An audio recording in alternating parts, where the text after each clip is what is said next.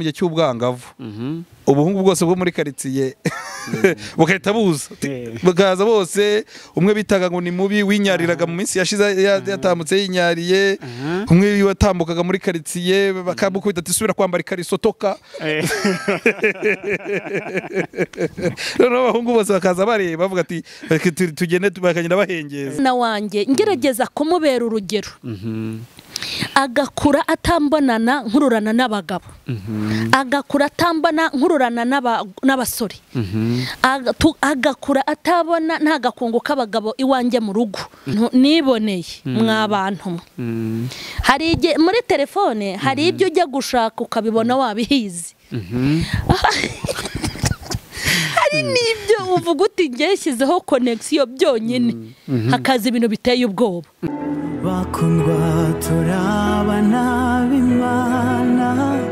Muri iki kinyejana cya 21 isi iri kwihuta ku rwego rutangaje. Urubyiruko rwa none rurahuze cyane, dore buri wese yibereye mu bye. Babyeyi mukanguke mukangure, rubyiruko ni imwe mbaraga za none n'ejo. Iki nicyo gihe ngo wubake amahame azagenga ejo hazaza hawe, bityo utanga umusaruro kuri wowe ubwawe, ku gihugu cyawe, itorero n'umuryango nyarwanda mugari. Ntugacikwe n'ikiganiro Tegurejo ugezweho n'umukozi w'Imana Mukeshimana Emerita uzwi nka Mama Charlene. Ni buri wa gatanu ku rubuga rwe rwa YouTube Mama Charlene Official. Rubyiruko, ikiganiro Tegurejo ni itafari ry'umutamenwa uzubakisha hazaza hawe.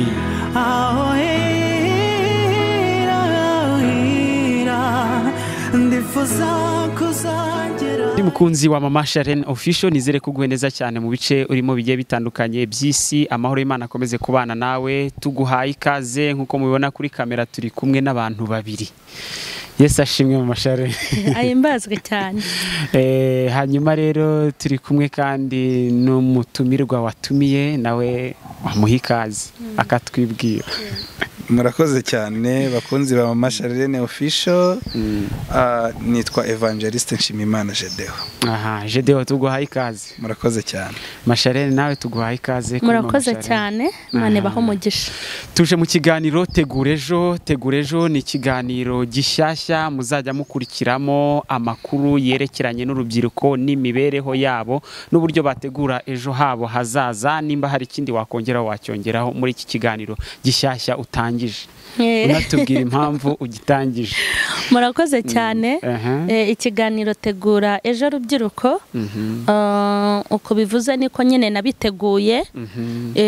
Nabonye ko urubyiruko tugomba kurutangaho imbaraga nyinshi mu byiciro byose. Kandi wabonye ko hari ibintu byinshi wenda n'igihugu cyangwa n'itorero, nka buriya mu itorero habaho amasengesho y'urubyiruko, hakabaho amahugurwa y'urubyiruko, no mu gihugu mu nzego nyinshi zitandukanye hari uburyo babitamo. Nanjye rero no mu ivugabutumwa ryanjye ndi umuntu wahawe ibintu byinshi by'urubyiruko.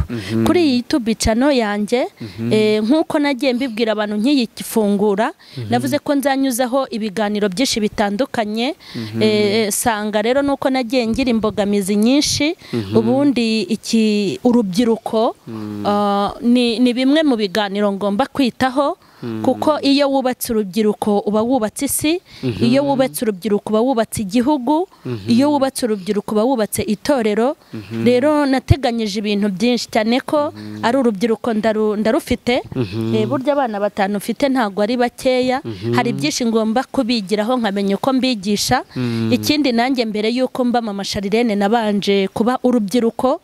Ubuzima bw'urubyiruko narabwumvise cyane ko nagiye mbaho mu buzima bukakaye, kandi mbaho mu byiciro byinshi. Mfite byinshi byo kwigisha urubyiruko kandi bizabagirira umumaro, kuko nanjye byangiriye umumaro. Nzabigisha uburyo bashobora gutera imbere. Hari icyigisho nzategura kivuga ngo imbere hawe ni wowe uhafite. Kandi nzabigisha mbabwire ko iterambere ryaho naho bifuza kugera, uruhare runini nibo barufite. Nzabigisha ukuntu bakwiye kwimenya, umuntu akimenya, akamenya aho akomoka, akamenya abavandimwe be, akamenya uko mbese kwimenya, kuko iyo umuntu yiyizi agera kure. na hano nshaka kubabwira yuko bafite imbaraga zo kwifatira imyanzuro. Nagiye ntanga ingero nyinshi, mvuga abantu b'abana bakiri bato bagiye barera barumuna babo kandi barakura bavamo abagabo n'abagore. Mvuga ko urubyiruko rufite imbaraga. Ni ibintu byinshi cyane nzavugamo n'ama episode menshi. Urakoze cyane mama Charlene. Reka tubaze Gedeon noneho. Gedeon, ubundi iyo bavuze urubyiruko, Evangeliste Gedeon, wumva iki iyo bavuze urubyiruko? Wenda n'abadukurikiye hari abantu bashobora kuzavuga ati nanjye ndi urubyiruko, reka nze numva izi nyigisho. Ese ubona inyigisho ubundi z'urubyiruko hari uwo zaheza muri rusange? Icyo mvuga kimwe nuko ntawe zikwiye guheza, kuko utari urubyiruko ararusatira, utari urubyiruko ari kurera urubyiruko. Ubwo rero ntawe dukwiye guheza, ahubwo nizitwa ngo niz'urubyiruko bitera urubyiruko kuzibandaho cyane. Nicyo numva kivuzwe. Hanyuma warumbaje ngo urubyiruko ninde? Muri Abanyarwanda twe tugira imvugo nziza, tujya tuvuga ngo abantu ngo babaye ingimbi, kwa runaka ngo bagira ingimbi y'umusore, ahandi bakavuga ngo umuntu ngo yabaye umwangavu. Ubundi ijambo ryitwa umuntu ava mu cyiciro cy'ubuhungu akajya mu cyiciro cy'ubugimbi, yakivamo akajya mu cy'ubusore, yakivamo akajya mu cy'ubugabo. Ndashaka gusobanura urubyiruko gato. Mvuze ijambo ryitwa kuba umwangavu. Uriya abana bajya bakura mu dukaritsiye, ari abana batoya, ariko ntibagire abantu babitaho, ntibagire abantu babakunda, ariko yagera mu gihe cy'ubwangavu ubuhungu bwose bwo muri karitsiye bugahita buza, bakaza bose. Umwe bitaga ngo ni mubi winyariraga mu minsi yashize yatamutse yinyariye, umwe watambukaga muri karitsiye bakamukubita ati subira kwambara ikariso toka. Noneho abahungu bose bakaza bareba bavuga ati tugende bakagenda bahengeza. Uyu muntu rero nta kindi kiba cyabaye, aba yamenye ko yabaye umwangavu. Umwangavu rero Abanyarwanda babikuraga ku muco w'Abanyarwanda kera, kuko abana b'abakobwa babaga bari hirya ikambere, hanyuma rero bakaba bivuruguta mu ivu. Iyo umwana yamaraga kwimenyaho ko akuze, yangaga kongera kwivuruguta, akifata neza, agatangira kujya agira utuntu akinga imbere ye, ukuntu akitwarira umwangavu. Abo rero n'abantu tuzaganira nabo. Murakoze. Ryari umwangavu noneho cyangwa se urubyiruko ingimbi bamenya ko ari ingimbi, bamenya ryari? Murakoze. Turavuga biology kugira ngo wenda byumvikane. Biology koma hari ibintu biranga umuntu wamaze kuba umwangavu, ni nacyo kibatera nyine gufata ibyo byemezo, bakamenya ko burya bya bintu byahindutse. Buriya ni nacyo baheraho bamwe bavuga bati birashoboka ko yaba entre 12, bamwe bagashyira kuri 14, kuri 16, ariko ubwangavu icyambere nyirabwo niwe ubwimenyaho ko yabayewe, cyangwa kuba ingimbi. Hari ibice bimwe by'umubiri bimenyesha umuntu ko yahindutse. Ibyo simbivuze. Ibyo nyine bigatangira kumubwira ati ntukiri umwana, attention, ntukiri umwana. Iyo ni biology nayo tuzayisanga mu kiganiro. Hanyuma rero ibyo mu mwana bibonye atangira kumenya ko yabaye ingimbi, yatangiye kuvuga ikijwa kumva ari kujya kuvuga nka se, kumva arenda no kumurusha. Uwo rero ntiwaza kumwigisha ngo aracyari umwana, atangira kwiyumva guhera ubwo. Hanyuma akandi ntari busige, psychologically ivuga ko uyu mwana ni umwana winjira mu gihe yumva ko agiye gutangira kwakira responsibility. Muzababona abana b'abahungu iyo akiri uruhinja ntatereta, ariko iyo abaye ingimbi atangira gutereta yumva, kandi uwo atereta agiye kumubwira ngo azamubera umugore, kandi nawe akiburirwa ikariso n'iwabo, akirya iwabo, ariko ajya gutereta akana k'agakobwa akabwira ngo ngo kazamubera umugore. Ukabyibazaho ibyo bintu, nta kindi kintu kibaye. Umwe wari umukobwa agatangira gufana nyina igitenge, akaba arakimwibye ngo nawe agiye kugikenyera, ugasanga ntanganya na nyina ikirenge, ariko asigaye akunda udukweto twa nyina ngo bari twagenda kuba. Burya nta kindi kintu, ari kumva ashaka kuba nyina. Noneho agatangira kujya yari kumwe na bene nyina, atangira no kujya bakubita cyane ababwira ngo ngewe ndi mama abereka ko ari undi muntu udasanzwe abahabure nyine abereke ko yakuze. Reka tugaruke gato kuri mama Charlene. Nakoze cyane Gedeon. Hanyuma mama Charlene, nawe warenze ibyo ari byo byose imyaka y'urubyiruko, ariko urubyiruko uri kumwe narwo nk'uko Gedeon yabivuze. Ibyo bintu amaze kuvuga by'ibimenyetso bibona mu rugo, ibikwembe byawe muhoramo birwanira, udusaha utuntu twose batwigera, utuntu nk'utwo, ese iyo bibaye byitwaramo ute? Ahubwo ababyeyi baba bakwiye no kwigishwa, nabyo ndimo ndabitegura cyane ko kubera ko ari nk'ibintu bwa mbere uba ubonye, ahubwo usanga nyine mugiye no kubipfa kuko ndibuka ariko naje kubitekerezaho nyuma. Hari uwo najyanye kogosha kuko ndabashorera, iyo afite umwanya nkajyana ngo babogoshe. Ngo rero aho namenyeye ko yakuze, baramwogoshe baribeshya bawumaraho. Yararize amarira araza kandi bari basanzwe bawumaraho. Ariko oya mama, sishaka igipara ni ikibuno, sinikorera ikibuno ku mutwe. Uri kumva ibyo rero avuze ahubwo ndumiwe. Ndabona bivuze mbariho nkanguka koko ndabibona.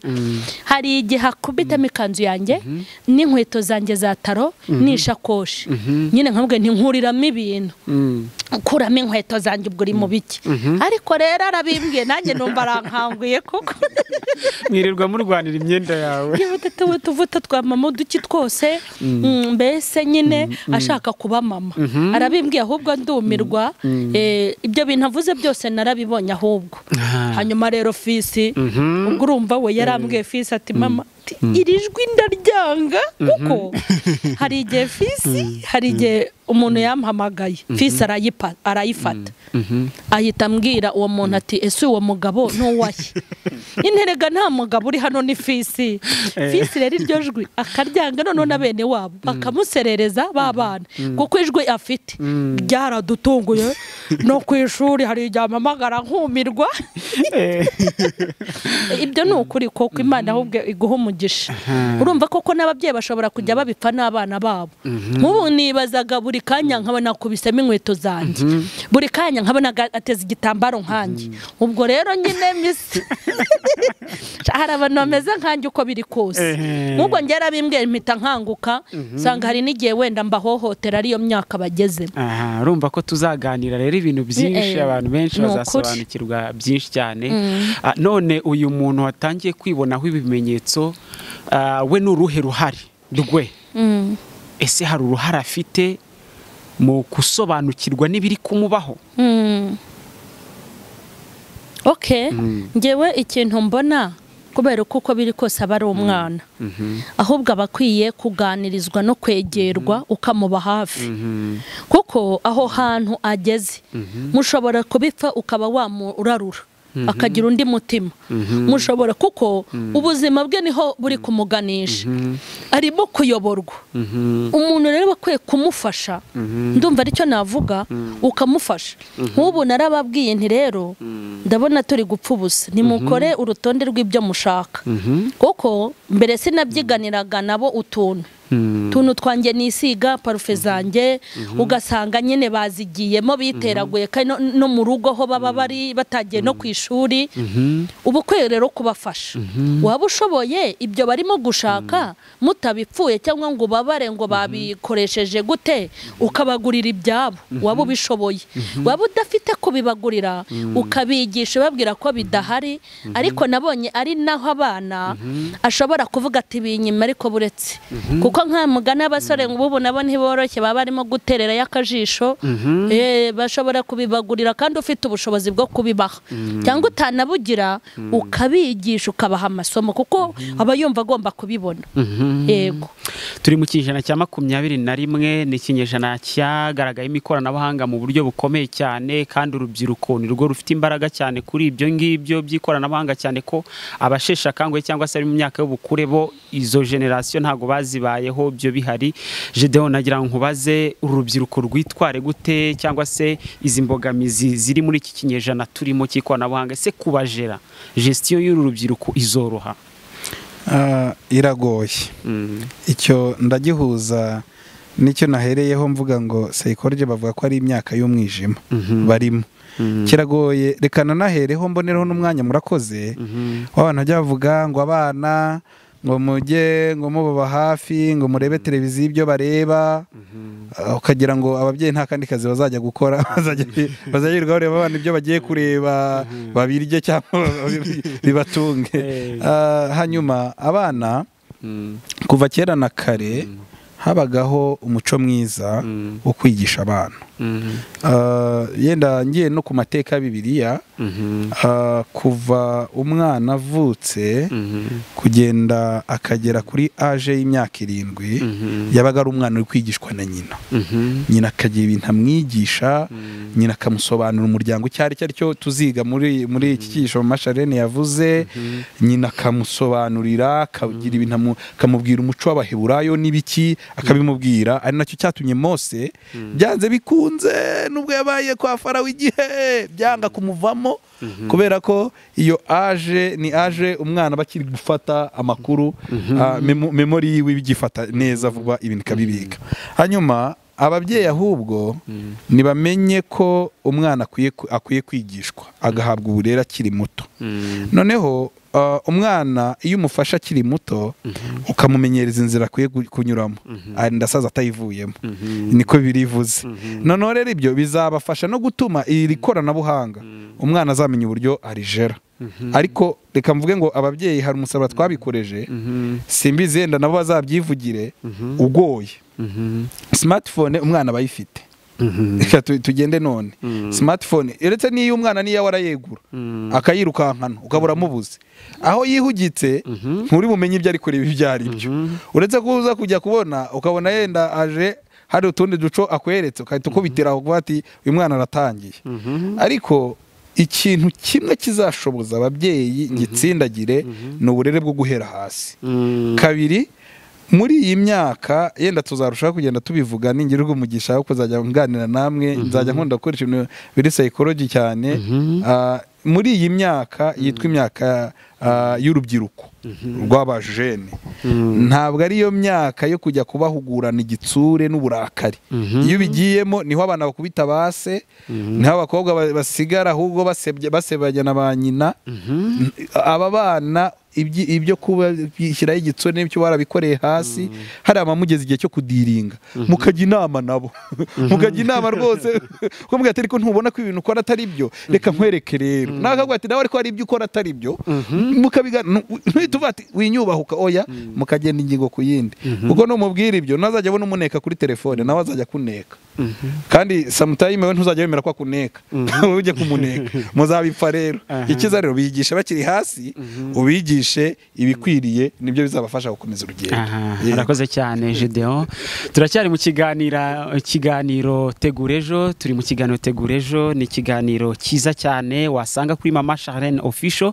Turi mu ntangiriro, mu mushinga, mu mbata y'ikiganiro cyangwa se mu ntangiriro y'iki kiganiro. Hanyuma Mama Charlene ni ikiganiro kizibanda ku bintu byinshi cyane, ngira ngo urimo urabyumva, muzagenda mugaruka ku bintu byinshi n'abatumirwa benshi uzagenda ugira, bamwe baganiriza, ngira ngo nanjye uzantumire muri iki kiganiro. Yego rwose, karibu. Hari intambara rero hagati y'ababyeyi n'abana yo mu matelefone, mpa telefone. Ese ibintu ntibishobora kuzatera ikibazo tukazashiduka wa mwana w'umwangavu yangiye imbiri kwiherera na telefone ya nyina igatangira kureba ibintu kuri za YouTube na bya biganiro biba biri kuri bya YouTube, ntituzashiduka dutunze abagore n'abagabo mu twari tuzi ko ari abana dutunze. Okay. Amahirwe dufite nuko dusenga. Bishatse kuvuga ngo ibyo tutazabasha gushyigura Imana izabishyigura. Ngewe hari umurongo nihaye kuva kera, sibyo? Umurongo nihaye nuwo kwigisha abana banjye mu buryo bw'amagambo, ariko nkabigisha no mu buryo bwo kubaha urugero, sibyo? Kubaha urugero ni ukubaha urugero gute? Ibyo mvuga bareba bibi, ni ngewe wa mbere ukwiye kwiheraho. ese baramutse baje muri telefone yanjye bagasanga ibyo bishitani nanjye ubwanjye ndabibitse ndabifite bakaza muri telefone yanjye bagasanga afitemo amagambo ateye isoni bakaza muri telefone yanjye bagasangamo ibidahwitse icyambere nuko bazavuga bati bya bintu ntacyo na mama Gizete arabikora aho ngaho kuzamuhugura nkamwigisha ntiwamwana ibintu ureba ni ibiki azicara avuga ati wese kubireba umutima nawe atabisubiza uri kumva hari umwana umwe wananiranye wabo w'umuhungu arananirana akajya ko afata iminsi 3-4 atari iwabo rimwe papa we rero umwana yaragiye arabura papa we arataha atashya atumva uyu munsi urambona urambwira aho wagiye wakirarawe aramubwira n'abamubwira n'abo umwana mukeboka cyateneko hari ikirara kikuruta kandi reka nkubwire koko nta kirara kiruta se ubwo burara yavugaga ngo umuhungu afite uwo abukubye 7 imbonereho n'umwanya wo kubwira ababyeyi nge mama Charlene ntago Imana izambaza ibyo ntashoboye nimba umwana wanjye ngerageza kumubera urugero agakura atambonana nkururana n'abagabo agakura atambona nkururana n'abasore agakura atabona nta gakungu k'abagabo iwanjye mu rugo nta mbuto mbi mbereye nk'ababera urugero icyo nicyo kintu cya mbere kigomba kubafasha icya kabiri ngomba kubigisha kuko umwana nyine n'umwana icya gatatu umwana aramutse andenzeho agafata imico ntamwigishije yayiraruza ku ishuri yayiraruza mu nshuti ze yabiraruza kuri interinete uko biri kose ndayamanitse ntago Imana ishobora kugira gute kubimbaza ikindi hejuru y'impuguro duha abana hejuru y'inyigisho hejuru y'ingero cyangwa y'ibyo twifatiraho tubereke Imana niyo ifite ubushobozi yonyine kuko ibintu niboneye mwabantu hari muri telefone hari ibyo ujya gushaka ukabibona wabihizi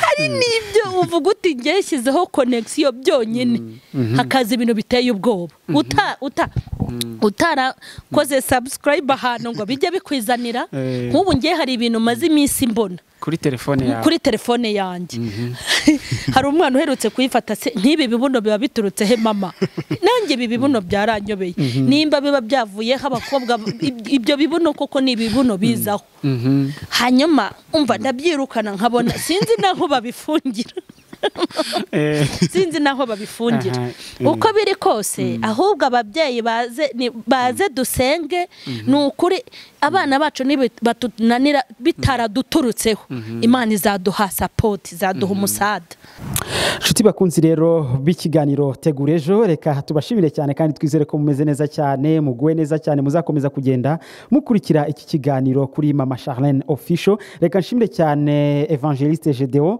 ngushimire cyane nawe mama Charlene ngira ngo twari mu musogongero w'ikiganiro n'ubundi abantu bazakomeza kugenda babona iki kiganiro bagikunda mukore subscribe kuri mwe mutarakora subscribe ciao ciao nge nari Isa Noel Karinijabo